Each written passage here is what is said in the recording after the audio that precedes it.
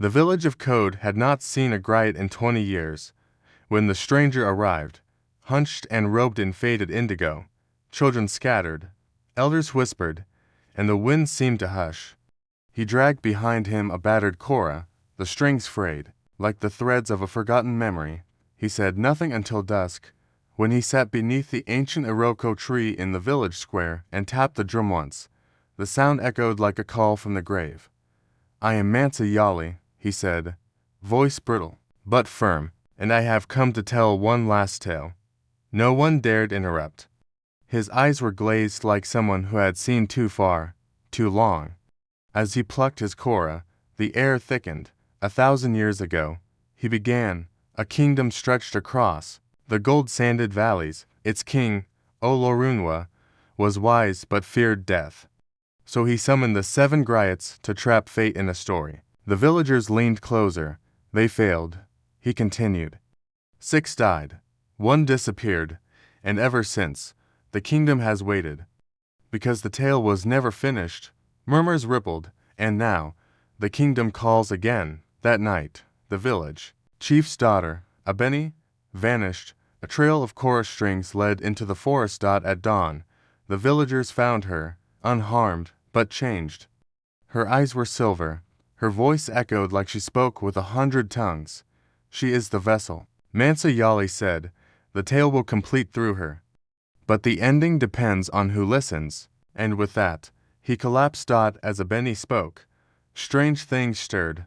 Crops began to rot. Drums played themselves. At night, an old man was found whispering forgotten names in a dead language.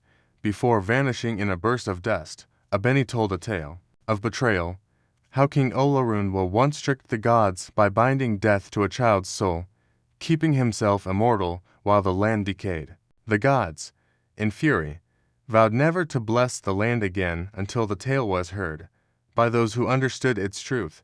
And now, through Abeni, the tale returned. With his last breath, Mansa Yali whispered to Abeni, "There are 2 endings. One that saves the kingdom. And one that damns it." Abeni looked at the villagers. "If you wish to survive, you must listen with your soul, not your ears." Some scoffed, others knelt. And then she sang. The sky dimmed. The iroko tree split open. From it emerged a glowing figure, regal, furious, King Olorunwa, cursed to live until his story ended. Abeni stopped. "You must choose," she said. "Do I finish the tale.